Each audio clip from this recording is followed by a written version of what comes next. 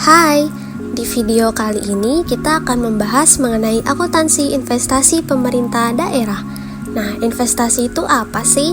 Investasi adalah aset yang dimaksudkan untuk memperoleh manfaat ekonomi seperti bunga, dividen dan royalti, atau manfaat sosial sehingga dapat meningkatkan kemampuan pemerintah daerah dalam rangka pelayanan kepada masyarakat.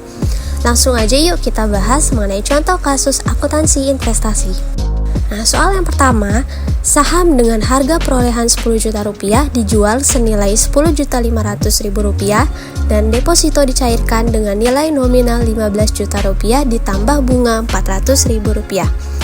Yuk kita analisis soalnya. Dari soal ini kita ketahui bahwa ada penjualan saham dan pencairan deposito sehingga akan ada penambahan akun kas di debit.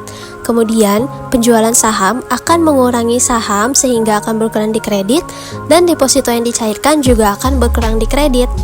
Selanjutnya akan ada akun pendapatan bunga karena deposito yang dicairkan ditambah dengan bunga senilai 400.000 rupiah. Penjualan saham ini akan menimbulkan akun surplus. Mengapa?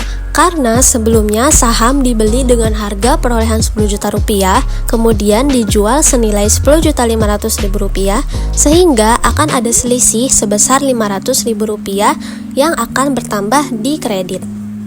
Jurnalnya akan tampak seperti berikut ini. Yang pertama, kita akan mencatat jurnal finansial, yaitu kas di kas daerah sebesar Rp25.900.000 pada investasi dalam saham sebesar 10 juta rupiah, investasi dalam deposito sebesar 15 juta rupiah, pendapatan bunga LO sebesar 400.000 rupiah, dan surplus pelepasan investasi jangka pendek LO sebesar 500.000 rupiah. Yang kedua, kita akan mencatat jurnal pelaksanaan anggaran, yaitu perubahan SAL sebesar Rp900.000 pada pendapatan bunga LRA sebesar Rp400.000 dan pendapatan lain-lain PAD yang sah lainnya sebesar Rp500.000. Soal yang kedua yaitu kas dikeluarkan dengan menyalurkan dana bergulir sebesar Rp40 juta dan investasi deposito berjangka sebesar Rp30 juta. Yuk kita analisis lagi soalnya.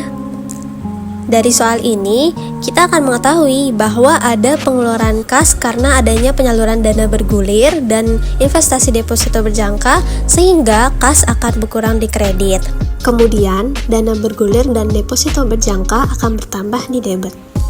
Selanjutnya, kita akan mencatat jurnal finansial, yaitu dana bergulir sebesar Rp40 juta di debit, deposito jangka panjang sebesar Rp30 juta di debit pada kas di kas daerah sebesar Rp70 juta di kredit. Terakhir, kita akan mencatat jurnal pelaksanaan anggaran, yaitu pengeluaran pembiayaan pembentukan dana bergulir sebesar Rp40 juta di debit, pengeluaran pembiayaan pembentukan deposito jangka panjang sebesar Rp30 juta di debit pada perubahan SAL sebesar Rp70 juta di kredit. Thank you and see you!